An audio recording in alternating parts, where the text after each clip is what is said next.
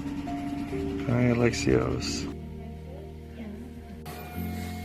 Hi, Bub. Hi, loves. Welcome back to my channel. This is episode 3 of my NICU series. If you guys have not saw episode 1 or 2, you should definitely check that out. And if you're new here, I am a mom of a 25-weeker who spent 376 days in the NICU. Today's video is going to be what I would tell to a NICU mom. If I could sit next to a NICU mom, this is what I would want her to hear. The first thing is, it's okay to feel your emotions. If you're feeling sad, that's okay. I remember being in the NICU and just feeling like, I remember just not being happy all the time. There were moments that I was just sad. I was just sad because my baby's in the NICU, and I felt guilty about being sad. I felt like my baby's doing fine. He's alive. He's okay. And I just felt sad. And I remember just like in the moment, just telling myself, okay to not be okay. It's okay to not be okay. I want to say that it's okay to feel sad. Even though everything is going good, your world was just turned upside down with your baby being in the NICU.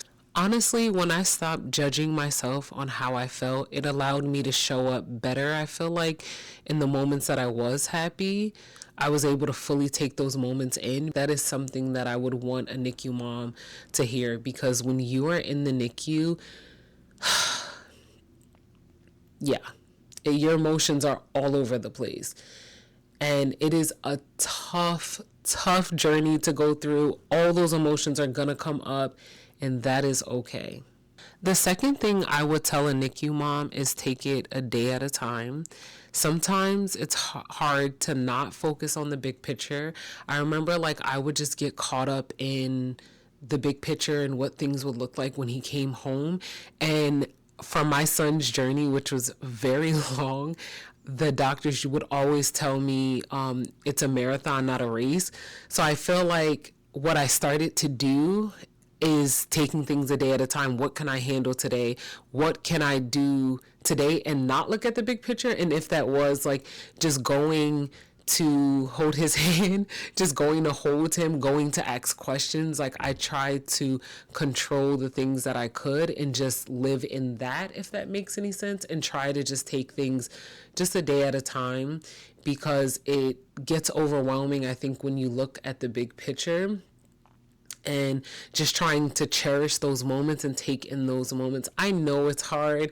I'm giving this advice, but it was a juggle for me while I was in the NICU. But I feel like this is something that I would want to tell a NICU mom, is to try to focus a day at a time. And it's okay if all you did was show up. It's okay if all you could handle was asking questions for your baby, or finding out. For me, it was like even finding out what medication he was on. I was like, yes, this is something that I can handle. I noticed that when I slowed down and focused on things and took things a day at a time, I noticed that things became a little more manageable for me. So again, I know that's hard to say, because when you're in the moment, it's like, it's hard not to look at the big picture, but if you can slow down and just take it a day at a time, I think that would be helpful. The last thing that I would say to a NICU mom is to advocate for your baby, ask questions, trust your gut. Your instinct, honestly, is so important. You are so linked with your baby that you might not even realize it. I know that for me, this was what really brought my baby home, was me advocating, me asking questions. Sometimes I will say, like, being in the NICU, it feels overwhelming. You feel like, who are you to ask questions? I just felt like they're the doctors. They know more than me. Like, can I ask questions? Can I give my suggestion? Can I like talk about this? Can I sit at the table with the doctors and have a conversation about my baby? And I felt like that was the only thing that I could control when my baby was in the NICU. I couldn't control the outcome or anything else, but all I can control was his care. I used to have meetings every week with the doctors just because I'm a type of person that needs things to be explained to me. I'm a very detailed person. I need to know all the details. And for me, having meetings every week, I was able to sit down and have those moments when the doctors are rounding near the baby, and you're like trying to keep up with details while you're hearing other machines, and you know, trying like not to ask too many questions because maybe the doctors want to finish their rounds. I don't know.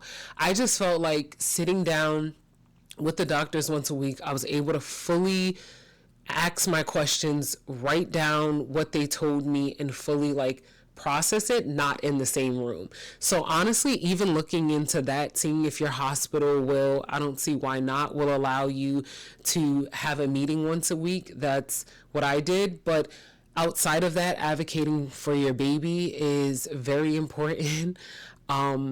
Yeah, and definitely going with your instinct and trusting yourself. There were moments in my journey where I had to make big decisions for my baby, specifically when I had to decide whether to get a trach or not. My son was intubated for 6 months, and it got to a point where it was time to decide whether he should have a trach or not.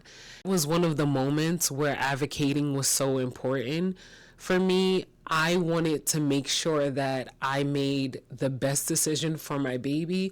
I wanted to make sure that when he got older, that he knew that his mom made a thorough decision. I asked all the questions, not just a good, tell me the bad, tell me everything before I make this decision that is a life-changing decision.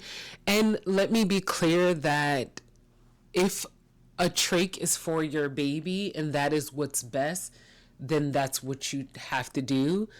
I felt like specifically in my son's case, I wanted him to tell us that that's what he wanted. I wanted to try again. I wanted, the first time the tube came out, the doctors were like, well, hey, like given the circumstances, I doubt we're going to be able to do it again. They didn't also want to do it again and to take that risk. And I remember pleading with doctors, remember like standing strong and saying that, hey, like, I don't, at least in my gut, this didn't feel right. It didn't feel right to just automatically say, yes, my son's going to get a trach.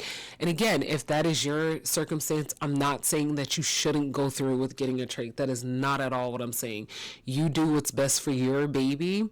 I know for my baby, in that moment, I just felt like before I commit my son to a trach, I want to try again. And it took one doctor that went against his team because the other doctors were just like, there's no way we're even trying this. This baby has been intubated for 6 months. It's not going to happen. That tube is not coming out. And he said, okay, we'll do it Sunday. I was so used to fighting and standing my ground, and so we did it Sunday. My baby was extubated and we didn't look back. But if I didn't speak up, if I didn't advocate for my baby, we wouldn't be where we are honestly today. So I think that that is so important, advocating for your baby, and that is something that I would definitely, that's like the top of my list of one of the things that I would want to tell a NICU mom. I have so much more that I want to share on the topics in this video, and also just more advice for NICU moms. So there will definitely be a part 2 or more discussion around this. And if you are a NICU mom, I just want to say that you are not alone. And thank you guys for listening to my story, for watching this video, and I'll see you guys in my next episode.